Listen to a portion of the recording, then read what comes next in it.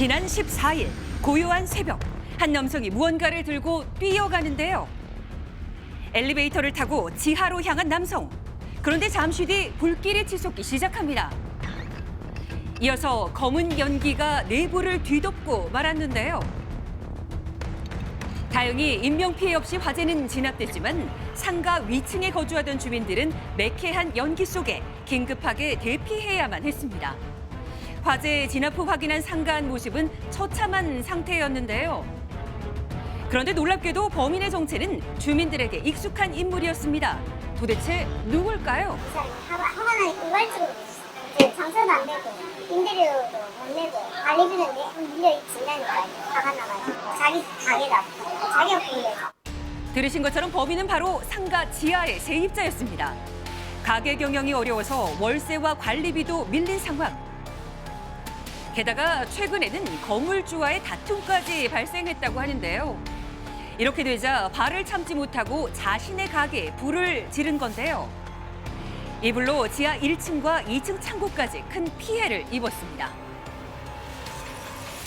사건 발생 보름이 지난 지금도 복구는 전혀 진행되지 않고 있는 상황이었는데요. 혹시 냄새 나죠? 아직 냄새가 좀 많이 심한데요? 여전히 쾌쾌한 냄새로 가득한 상가는 그날의 참상이 그대로 남아 있었습니다. 다행히 4시간 만에 진압되긴 했지만 새벽에 벌어진 방화 사건은 인근 주민들에게 큰 충격을 줬는데요. 실제 화재가 발생한 상가 주변은 새벽까지도 사람이 붐비는 번화가였습니다. 자칫 더 큰 피해로 이어질 수 있었는데요. 많이 놀랬죠. 심리적으로 좀. 냄새 때문에 연지는 못했어요. 문을 아예 연지는 못했어요. 그래서 스프링클러를 3개면 3개를 더 달고 여유를 더 달았어요. 또 소방시설을 다시 공안해서 다시 했거든요. 방화가 또 발생할지 모른다는 두려움에 인근 상인들은 소화시설을 점검하고 방제용품을 보이는 곳에 비치해 뒀다고 합니다. 그런데 같은 날 부산에서 벌어진 또 다른 방화 사건. 여기 3층 지금 창문 열려 있는 곳. 바로 대학교 기숙사 화장실에서 화재가 발생해서 화장실 내부가 불에 타버린 것인데요.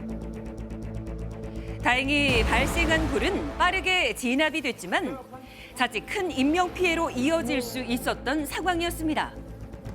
연기가 나온다는 방송 듣고 3층 사람들부터 시작해서 싹 다 대피했어요. 모든 학생들이.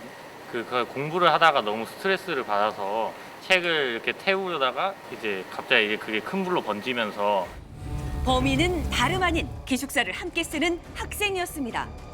학업 스트레스로 인해서 기숙사 화장실에서 책을 태웠다는 건데요. 전에 화재 대피 훈련을 했었음에도 불구하고 3층에만 대피하라는 방송을 듣고 나머지 층은 대피를 안 했었단 말이에요.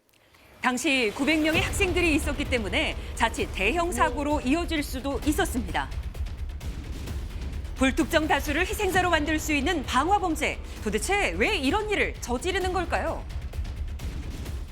대부분이 방화가 그렇지만 모방 범죄의 가능성이 있고, 두 번째는 개인적인 원한이나 분노로 인해서 방화를 하기도 하고, 다른 범죄를 은닉하기 위해서 숨기기 위한 목적으로 시신을 불태운다든가 등 증거를 인멸하기 위한 목적으로 자신은 방화를 하기도 하고, 우리 사회 전반에 대한 증오 범죄로서의 방화, 남대문 방화라든가 대구 지하철 방화라든가 이런 것 같은 그런 방화들도 있죠.